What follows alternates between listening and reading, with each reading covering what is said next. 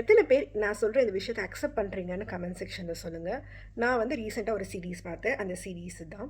அதோட ஸ்டோரியெல்லாம் விட்டுடுங்க. அதில் ஒரு கான்செப்ட் என்னென்னா, யார் யாரெல்லாம் அந்த பிளட் லைனில் ட்ரூ சோலை கல்யாணம் பண்ணிக்கலையோ அவங்கெல்லாம் இறந்துருவாங்க. அதாவது ஒருத்தர் இல்லைனா ஒருத்தர் இருக்க முடியாதுங்கிற சுச்சுவேஷனில் இருந்தால் தான் அதை ட்ரூ சோல் அப்படின்னு அவங்க அந்த மூவியில் குறிப்பிடுறாங்க. அதில் பார்த்தீங்கன்னா அத்தனை பேருமே இறந்துருவாங்க. ஒரு பொண்ணெல்லாம் ஒரு யூரியும் காதலிக்கும். ஆனால் அவங்கெல்லாம் இருந்துருவாங்க. ஆனால் ஒரு கப்பல் மட்டும் ஸ்டார்டிங் ஆஃப் த சீரீஸ்லேருந்து சண்டை போட்டுக்கிட்டே இருப்பாங்க.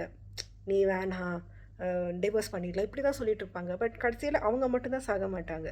ஸோ அந்த மூவியில் என்ன சொல்ல வராங்கன்னா, ட்ரூ சோலுங்கிறது வந்து சண்டை போட்டுக்காமல் அப்படியே கொஞ்சிக்கிட்டே இருக்கிறது கிடையாது.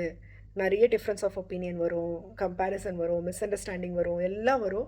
பட் ஸ்டில் ஒருத்தர் இல்லைன்னா இன்னொருத்தரால் இருக்க முடியாது. ஒரு டாம் அண்ட் ஜெர்ரி மாதிரி வச்சுக்கோங்கல்ல. ஸோ இப்படி தான் வந்து ரியலான கப்புள்ஸ் இருப்பாங்க அப்படின்னு வந்து ஒரு கான்செப்ட் சொல்லியிருந்தாங்க. இது வந்து இந்த மூவி மட்டும் இல்லை, நீங்கள் நிறைய ரியல் லைஃப் எக்ஸாம்பிள்ஸ் கூட பார்க்கலாமே.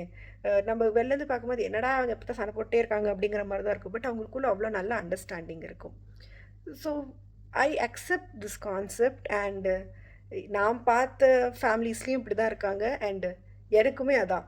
ஸோ ஹஸ்பண்ட் அண்ட் ஒய்ஃப்னால் வந்து இந்த சோஷியல் மீடியாவில் காமிக்கிற மாதிரி அப்படியே கொஞ்சிக்கிட்டே அப்படியே ரொம்ப லவ்வபிள் அது என்னமோ ரோஸ் கொடுத்துட்டு அப்படிலாம் இருக்க மாட்டாங்க. என்னை பொறுத்த வரைக்கும் there will be difference of opinion, there will be misunderstandings, but by the end of the day ரெண்டு பேரும் வந்து ஒன்றா சேர்ந்துருவாங்க. ஸோ அதுதான் எனக்கு தெரிஞ்ச விஷயம்.